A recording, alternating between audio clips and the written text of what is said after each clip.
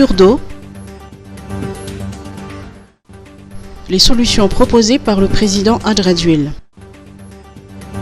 Face aux coupures récurrentes d'eau dans de nombreux quartiers d'Antananarivo, l'État prévoit des camions-citernes supplémentaires pour renforcer le ravitaillement des bonbonnes d'eau réparties dans la capitale et ses environs. Ces camions-citernes sont déjà prêts à Yavelou et vont renforcer l'approvisionnement en eau à Antananarivo en tant que solution provisoire, a indiqué hier soir le président Adraduil. Hier, le Conseil des ministres a évoqué une collaboration avec le secteur privé pour renforcer le nombre de camions-citernes. Le chef de l'État a également donné des consignes pour mettre en place des groupes électrogènes de secours au niveau des stations de pompage afin qu'il n'y ait pas de rupture en cas de coupure d'électricité. Pour les solutions à long terme, le Conseil des ministres a décidé d'accélérer le remplacement des conduites d'eau et le projet Tanawater 3 qui consiste à augmenter la production. CFAO Mobility, des véhicules 100% électriques. L'Oxea, la filiale de CFAO Mobility, a récemment introduit sur le marché malgache une gamme de véhicules 100% électriques de la marque BYD, Build Your Dreams. Frédéric Herbert, directeur général de CFAO Mobility à Madagascar, se dit satisfait de collaborer avec BYD, le leader mondial des véhicules électriques à Madagascar. Les clients peuvent désormais choisir entre la location et l'achat.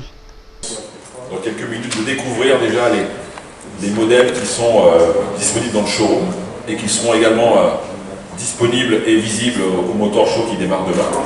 Et vous aurez également, pour ceux qui viennent au Motor Show à partir de vendredi, de découvrir un deuxième modèle qui est en cours de convoyage. Le bateau est arrivé un petit peu en retard, mais qui sera également visible au Motor Show, donc à partir de vendredi matin. Voilà, donc on aura deux modèles disponibles au Motor Show. Et tout à l'heure, vous aurez la chance de découvrir l'Ato 3, qui est un véhicule magnifique.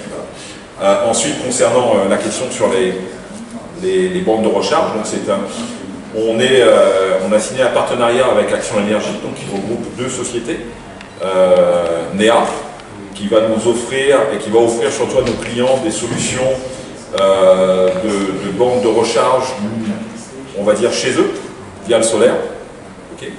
Et éventuellement dans d'autres sites, chez les entreprises, donc c'est un partenariat win-win. Et concernant Jovena, qui fait partie également de Action Énergie, on a déjà identifié les stations sur lesquelles qui vont être prioritaires pour déployer des bornes de recharge pour nos clients, puisque nos clients, en partenariat avec Jovena, auront des conditions préférentielles pour recharger leurs véhicules dans les stations Jovena. Donc il y a une cartographie qui est en train de se mettre en place, parce que vous savez, la complexité de Madagascar, c'est que l'île est très très grande.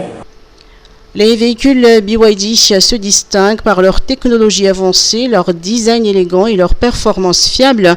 Ils sont conçus pour favoriser un avenir plus durable où chaque kilomètre parcouru contribue à la préservation de l'environnement. Électrique à Madagascar, mais je pense qu'on est les premiers à parler d'environnement vert et de ce qu'on appelle l'économie verte durable. C'est quelque chose de très important parce que c'est très facile de vendre des véhicules électriques et de se dire dans 10 ans, le client va se débrouiller avec sa batterie et puis débrouiller Madagascar. Et j'insiste sur ce point. Nous aujourd'hui, parce que vous savez, on vend une batterie avec électrique, une batterie, elle ne va pas tomber en panne maintenant, mais elle va tomber en panne, elle va s'arrêter, il y a une durée de vie qui va être très longue. La question c'est de se poser, une fois que cette durée de vie s'arrête, qu'est-ce qui se passe? Donc nous, dès aujourd'hui, on a des solutions. Et on est en train de travailler sur d'autres solutions, comme je le disais dans mon discours, sur justement le recyclage des batteries, sur lequel on a des partenaires internationaux avec qui on est déjà en contact et qui font ça dans d'autres pays. Et surtout, on est également en train de développer sur la partie locale, parce qu'une batterie, ce n'est pas parce qu'elle a une fin de vie sur un véhicule qu'elle n'est plus utilisable. Et donc cette batterie peut apporter, en associant quelque chose, des solutions de lumière ou d'électricité dans les villages.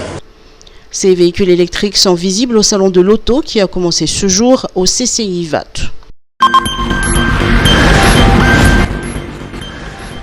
Postra Malagasy,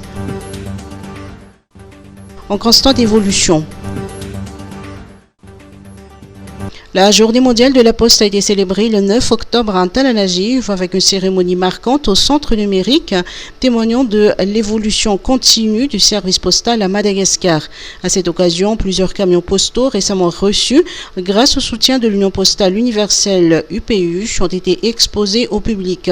En plus, l'événement visait à sensibiliser la population, notamment dans les zones rurales, sur les avancées technologiques dont bénéficie la Poste malgache.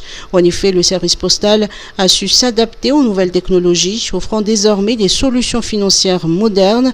Le ministre du Développement numérique, des Postes et Télécommunications nous en dit plus. Alors que nous fêtons les 150 ans de l'Union postale universelle, nous reconnaissons l'importance de cette institution comme l'un des premiers exemples de multilatéralisme.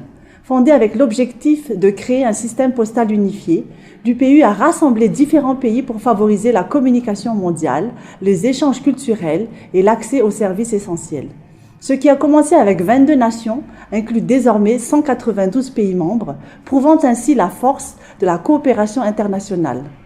Au fur et à mesure des années, l'UPU a su faire preuve d'adaptation face à des défis tels que les guerres, les crises, les changements technologiques rapides. Elle est restée un symbole fort d'unité internationale en veillant à ce que la communication soit accessible à tous, notamment aux personnes les plus vulnérables. Aujourd'hui, l'UPU s'efforce de moderniser et d'améliorer les services postaux. Elle fournit un espace au pays pour diffuser des connaissances, trouver de nouvelles solutions et répondre aux défis modernes. L'esprit de coopération de l'UPU permet de transformer les obstacles en opportunités en s'assurant que les services postaux évoluent au fur et à mesure de la mutation du monde.